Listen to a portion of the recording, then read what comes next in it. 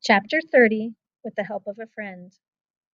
After a brisk walk that seemed to cover 10 or 12 blocks, Marvin noted with relief that they were close enough to the museum not to need taxis or subways. Denny ran up the stairs of the Met and finally strode through the door of Christina's office. There, Marvin took in the dismal scene with one glance. James and Carl both looked stricken. Christina was sitting at the table, her blonde head bowed, her hands covering her face. Her glasses were strewn in front of her, and her cheeks were wet with tears.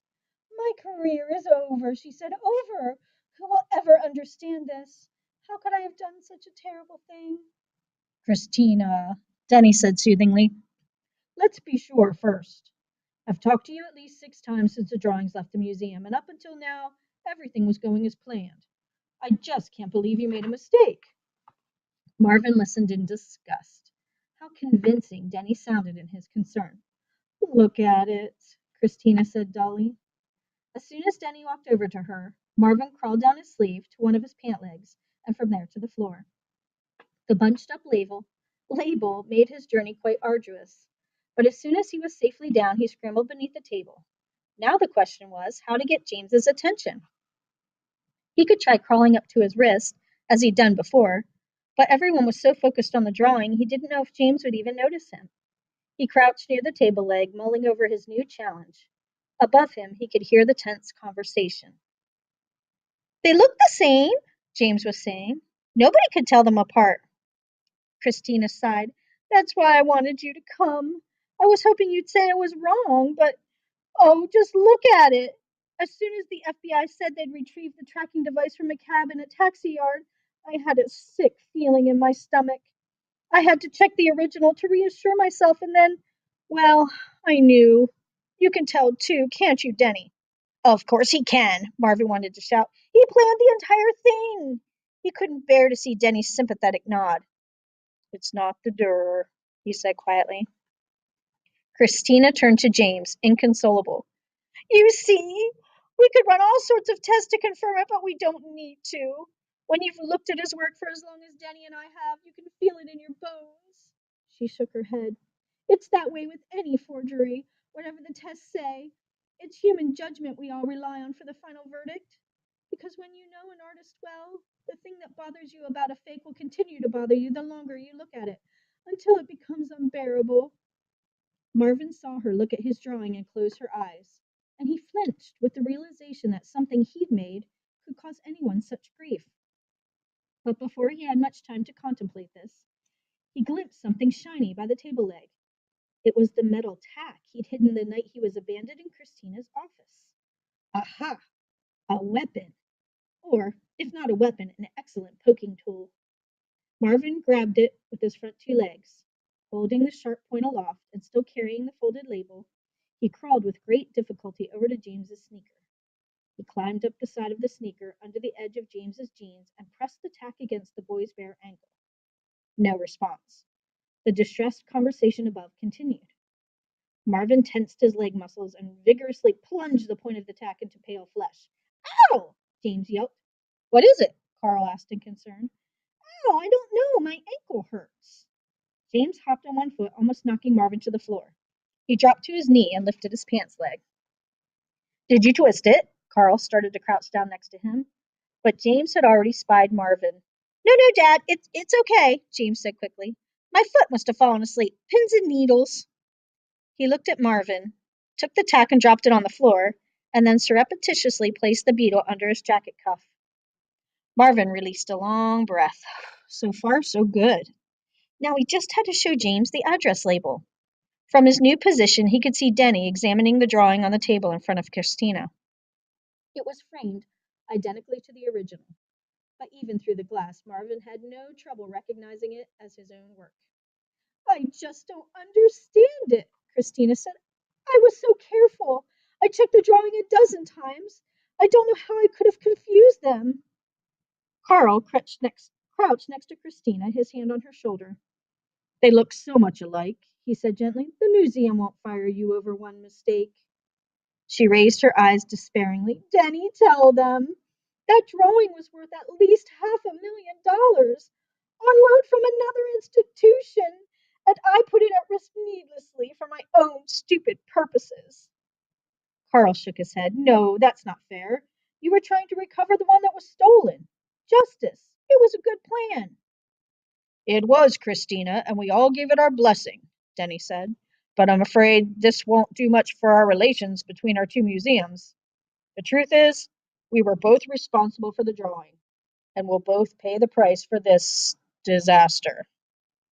Marvin could hardly stand the show of contrition.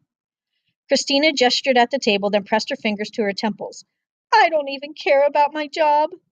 The worst thing is that Fortitude is gone, and it's my fault. Carl rubbed her shoulder. Maybe the FBI will be able to recover it, he said. I know the microchip fell off or was taken off or whatever, but at least they know where the drawing was up until that point, right? Yes, but it was in a series of public places. A hotel, a church, an office building. The tracking device isn't precise enough to pinpoint rooms, and the drawing never stopped moving for more than a few minutes, so the FBI didn't have time to close in on the location. Or at least not until the cab returned to the cab yard and they discovered the matting and the microchip on the floor of the back seat. They're still searching and retracing the path, but I haven't much hope. We need to start notifying people, Denny said quietly. Yes. Christina sounded hopeless. I just wanted to give the FBI a little more time in case. Oh, Denny, I can't bear this. I know, my dear. I'm so very, very sorry. This was too much for Marvin. He couldn't stand the drawn look of fear and sadness on Christina's face.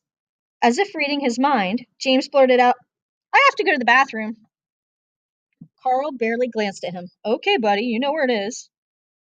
As soon as they left the office, James lifted his wrist and brought Marvin inches from his face. Where have you been? I couldn't figure out what happened to you. Were you in the museum? Did you get knocked off my arm somehow? He shook his head. We've got to think of a safer way to carry you around. Oh my gosh, I thought I'd lost you again. Looking James straight in the eyes, Marvin promptly rolled on one side, exposing the rolled label.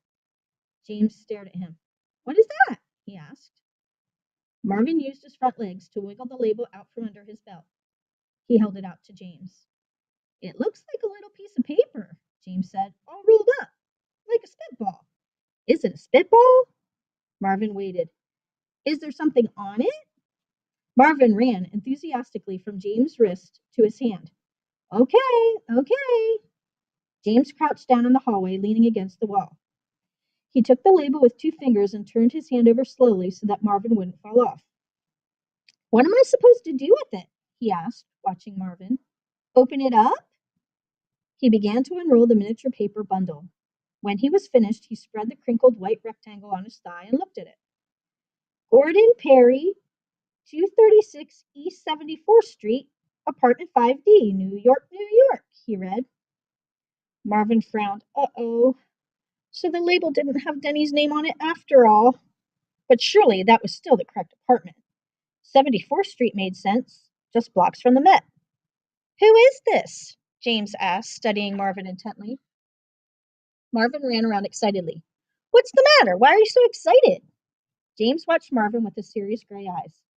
Do what you did before, when I gave you a ride to the kitchen. Go to the end of my finger if I'm right. Does this guy have something to do with the drawing? The real drawing? Marvin raced to the tip of James's finger. Yes? Did he steal the drawing?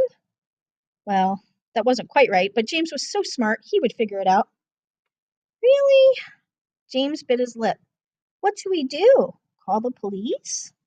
Marvin retreated to the middle of James's knuckle. No, that wouldn't work. The police would have no idea what to do with this information, and no reason to believe it mattered. James looked at the label, his brow furrowing. I don't know, little guy. Marvin ran to the tip of James's finger and stretched his legs out over the air. You want me to take you somewhere? Where? Marvin waved his legs frantically. Okay, I get it. Where? To this address? Good for James! Marvin knew he would understand. He stayed at the tip of James's finger, waving 2 legs in the air. But what if this guy is the thief? Marvin continued to thrust himself forward into space, willing James to get up on his feet and in motion. James cast a sideways glance and Christine